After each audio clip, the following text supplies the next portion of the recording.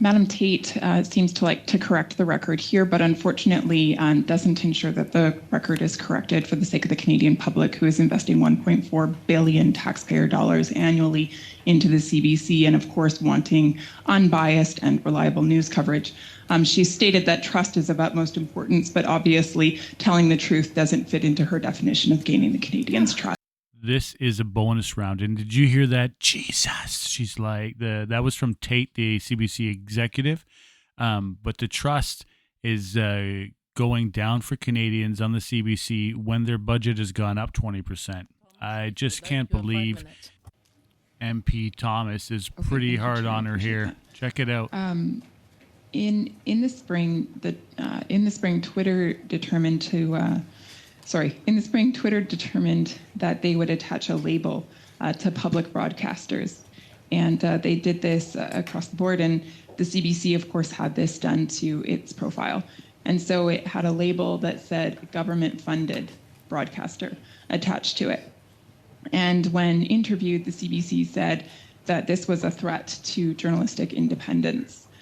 This is curious to me because to have it announced that public dollars were being received and used by the CBC was somehow a threat to journalistic independence. And yet Ms. Tate has contended here today that receiving government money is not a threat to journalistic independence. And so I am confused as to which one it is.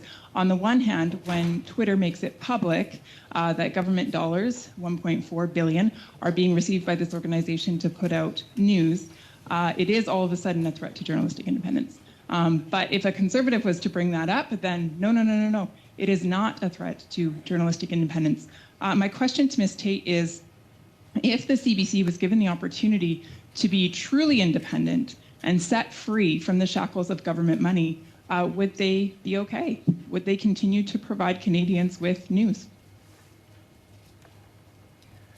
It would be extremely difficult to provide news to many of the underserved communities, rural communities, your own community, Lethbridge, the North, Francophones living in minority communities across the country.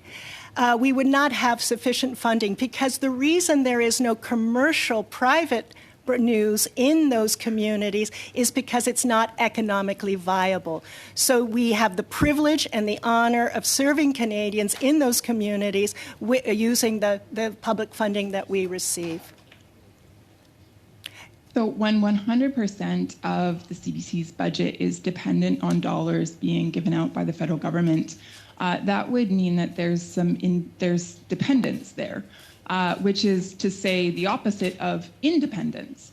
When the CBC CEO, the president, Ms. Tate, just said to me that they would not be able to provide the coverage without that money, again, that says that they are beholden by the government.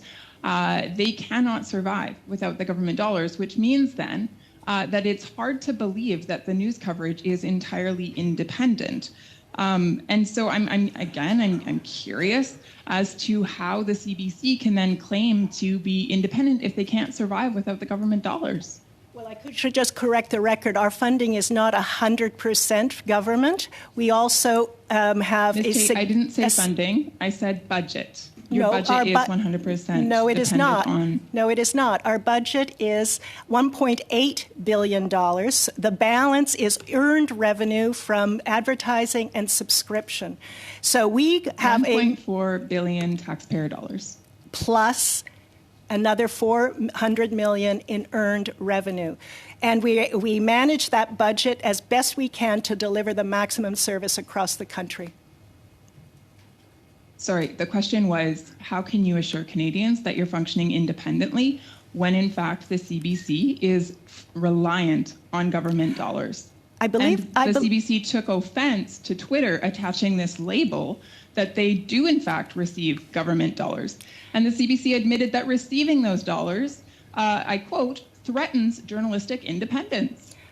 If I may, on the Twitter issue, Mr. Chair, it was the accompanying Elon Musk diatribe that described government equals state-funded. And in a global environment that I have described, where 80% of the label said population of the government-funded. planet To be is... clear, Mr. Chair, just to clear the record, because I know Ms. Tate appreciates cleaning records, the label attached was government-funded. Correct. Not state-funded, government-funded. That is correct, but if you read the diatribe of Elon Musk, you would know that what he was talking about was state-funded. And CBC Again, the label was government-funded. Point of order. Monsieur Julian, sur un rappel au règlement. A point of order. Not allowing the witness to answer the question it is, again, very unparliamentary. Mrs. Thomas knows this. If you could ask Mr. Chair that she respects the parliamentary rules. Merci, Monsieur Julian. Thank you, Mr. Julian. Madame Tate peut compléter sa réponse. You have 30 seconds. To object to this labeling.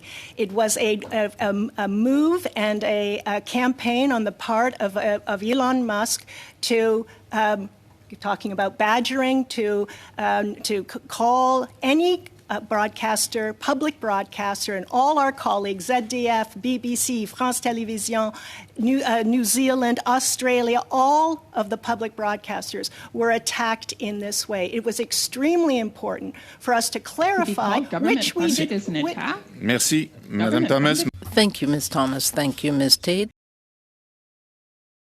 The CBC, with regards to your journalistic standards, you say that you're supposed to offer a correction notice. That didn't happen. Why? Don't forget to like, dislike, subscribe, and comment. Safe Space Cafe. And always, have a good